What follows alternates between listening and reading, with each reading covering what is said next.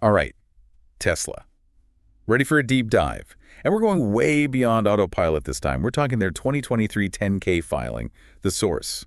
No headlines, no summaries. Let's see what's really going on. Gotta love going straight to the source, right? Cuts through all the noise, all the hype. Annual reports, they might seem a bit much, but they tell the whole story. No sugarcoating here. Yeah. And this isn't just about numbers, it's about strategy. The hurdles they're facing, their big vision for the future. Speaking of, they put their mission statement right up front. To accelerate the world's transition to sustainable energy. Not exactly subtle. Shows they're all in, doesn't it? But here's the thing, they're not just aiming to, dominate electric cars. They want to be the sustainable energy company, period. The report really emphasizes this. Their engineering focus, how they're vertically integrated, that user-centric approach, they see those as their secret weapons, especially in a market that's getting a little crowded. Crowded is putting it mildly. And they're not shying away from that. They've divided the business into two main segments, automotive and energy generation and storage. Not just cars anymore, the whole sustainable living package. Exactly. Tesla's making a play to be your one-stop shop for all things sustainable. Your car, how you power your home, everything. Speaking of automotive ambitions, there's this crazy figure in the report.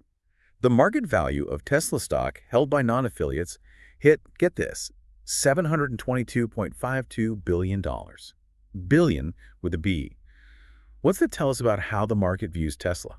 That kind of valuation, it's not just about liking their cars. It means investors have serious confidence in Tesla's long-term potential to dominate, maybe multiple industries even. It's like they're saying, we're not just buying into Tesla today, we're buying into what we think they'll become. And they're not slowing down. The report highlights the release of the Tesla Semi, plans to break into new vehicle markets, and of course the ongoing development of their full self-driving tech, constantly pushing the envelope. But that brings a whole new world of challenges, no? Oh, absolutely. And Tesla admits this. Regulations, especially around self-driving, are a major hurdle. Every country, different rules. It's a complex web to navigate, that's for sure. And it could make or break their plans. Like trying to solve a puzzle where the pieces keep changing shape. And on the energy front, they're really pushing the Powerwall and Megapack, targeting everyone from homeowners to those massive utility companies. Interesting strategy, trying to be a big fish in both ponds. What's the thinking there? Well, demand for home energy solutions is through the roof, right? But at the same time, you've got this huge need for grid-scale storage. Tesla's positioning themselves to capitalize on both. And let's not forget those government incentives like the tax credits in the Inflation Reduction Act. Those are giving a boost to Tesla and their customer base. Win-win, as they say. But here's the thing. They're not the only game in town anymore. The report gets very real about the competition heating up fast. Oh, yeah. They call out a whole list of competitors. Big names, startups, you've got it all. In automotive and energy. This is a battle for market share, for who's going to be the tech leader, who controls charging infrastructure. It's a jungle out there. Talk about high stakes. What parts of this competition seem to worry them most? They focus on two things. Staying ahead in self-driving tech and cracking the code on EV charging. Those are the battlegrounds, where they think the future of EVs will be won or lost. They do seem pretty confident about energy storage, though. They think their product specs, their brand, that whole Tesla cool factor, plus their modular design gives them an edge. For now, at least. The million-dollar question is, how long can they hold on? And speaking of keeping it real, we got to talk about the risks section. Always makes me nervous, but I got to give them props for transparency. Transparency's key, and they don't shy away from the tough stuff. So hit us with it. What are the big risks they're facing? Well, there's maintaining public confidence. With all the scrutiny on them, it's tough. Then there's scaling the business to meet those ambitious targets they set. And even getting enough battery cells at a price that makes sense in this crazy market. It's a lot to handle, even for Tesla. And we haven't even touched on the legal and regulatory hurdles, especially with their self-driving ambitions. Talk about a minefield. It's a delicate dance, that's for sure. And the stakes are incredibly high. So, with all that on their plate, how are they attracting and, more importantly, keeping top talent? The report really emphasizes their company culture. And that employee stock ownership program seems like they're banking on people wanting to be part of something big, something innovative, and yeah, potentially very profitable. And with Tesla, potentially profitable is an understatement. But it's not just about stock options, is it? Don't they have some unique programs to develop their workforce? Yeah, they've got some interesting stuff going on there. They're really trying to cultivate talent from within. It's more than just a perk, right? It's a smart move. Give employees a real stake in the company's success. Suddenly, everyone's on the same page. No wonder they see it as key to keeping people around. Absolutely. And it's not just about the stock options. We talked about those training programs, the technician trainee program, the Tesla Start program. But what makes them different? Are they just repackaging the same old industry training? Yeah, good question. What's so special about them? It seems like they're going beyond the usual stuff. These programs are like a direct pipeline into specialized roles at Tesla.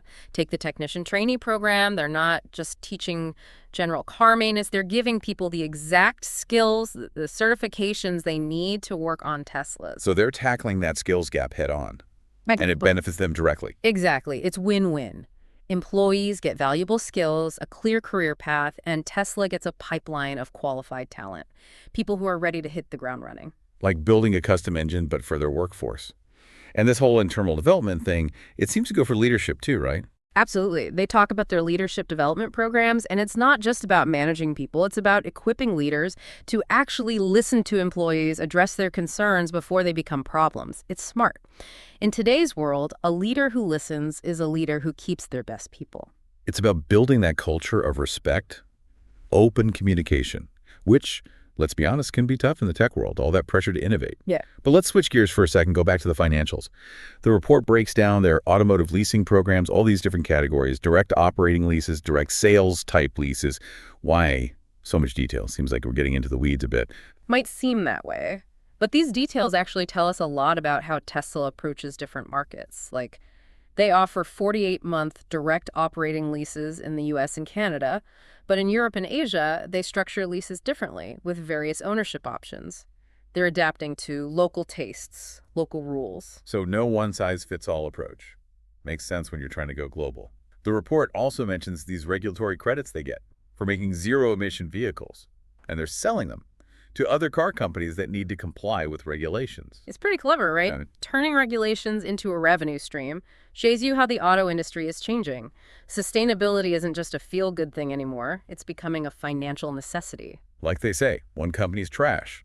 But in this case, it's one company's green initiative is another company's lifeline. Exactly. It's this whole interplay between government policy, tech innovation, market forces.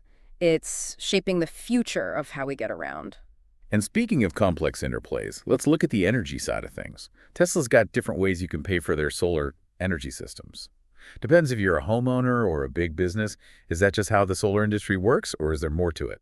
Offering different payment options is pretty standard, yeah. But how Tesla does it, it shows they really get their target market. For homeowners, they've got that upfront payment model, which lines up with how people usually finance home improvements. But for those big commercial projects where there's way more money involved, they offer more tailored financing. Like they're speaking the language of each customer. But financing isn't their only hurdle in the energy sector, is it? They talk about needing to secure enough battery cells for their Powerwall and Megapack products. Demand is going through the roof, right? That's a big one for them. Energy storage is booming, and to keep up, they need a reliable source of battery cells, and it has to be sustainable, affordable. It's a tough game of supply and demand. Reminds us that even a company as innovative as Tesla can't escape the laws of physics. You need the materials to build stuff no matter how good your ideas are. Exactly. And it circles back to their core mission to accelerate the world's transition to sustainable energy. They're playing the long game, and that means not just innovating, but navigating those complex supply chains, the regulations, the competition. And they're not shying away from any of that. They even say it straight up. They need to increase their profit margins in their energy business. And the way to do that, according to the report, is greater volumes.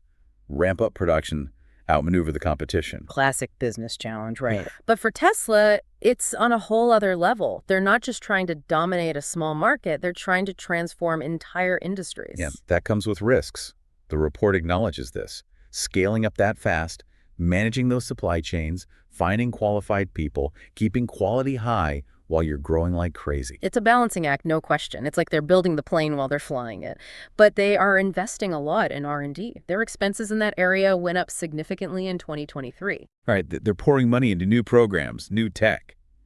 Got to stay ahead of the game, especially in an industry that changes so fast. Yeah. But that's inherently risky too, right? Totally. Innovation always comes with uncertainty. You never know if a product will land the way you want or if a technology will really pan out. But Tesla, they seem to embrace that risk. It's part of their DNA. That whole go big or go home mentality you see in Silicon Valley. Exactly. They're not afraid to go for it, even if it means some bumps along the way. But they're also not naive. They know there are things outside their control that can make or break them. Like they can't control everything. Right. They talk about those government incentives, for example, the tax credits in the Inflation Reduction Act. Those are having a real impact, especially for energy storage. Those policies are making things easier for Tesla and for people who want to buy their products. It shows how much government policy can influence things. But it's not all about incentives and tax breaks. Tesla's also really emphasizing cybersecurity. There's a whole section on their risk management strategy for it. Can't take that lightly these days, can you?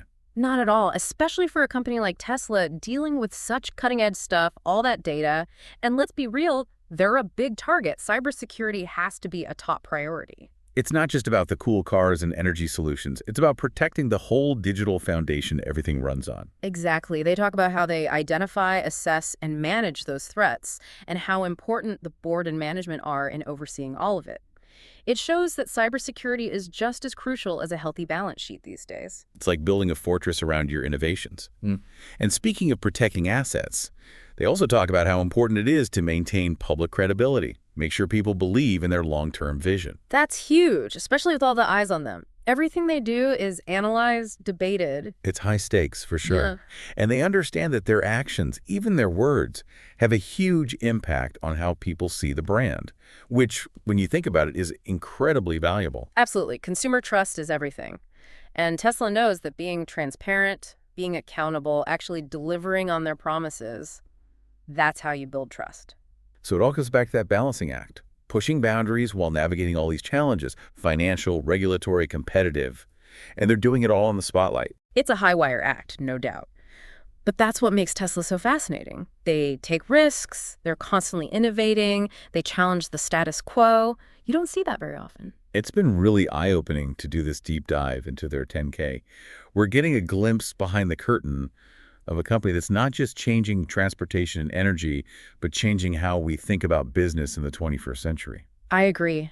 It's been great unpacking all this with you. Likewise. But before we wrap up, there's one more thing in the report I think we should look at. Oh, what's that? We've talked a lot about Tesla's big bets on the future, their grand plans, but the report also takes a hard look at their financial picture, like right now. They break down their accrued liabilities, accrued purchases, warranty reserves, taxes payable, the works.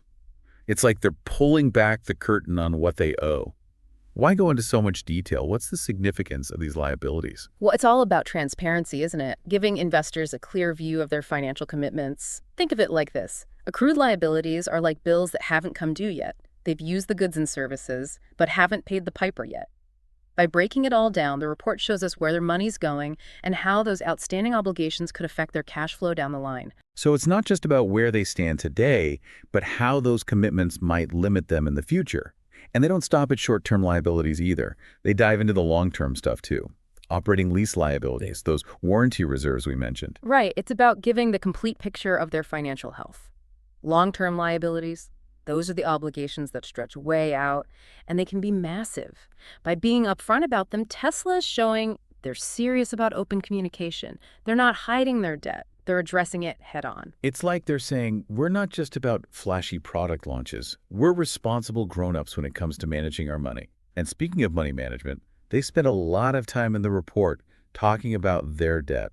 All kinds of debt, revolving credit facilities, term loans, even asset-backed securities. Seems complicated.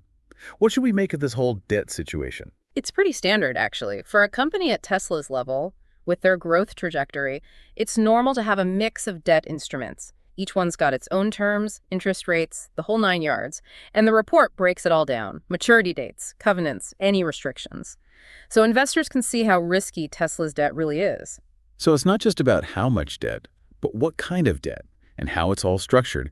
It's easy to forget that managing debt well, that's crucial for any business, especially one with Tesla's ambitions.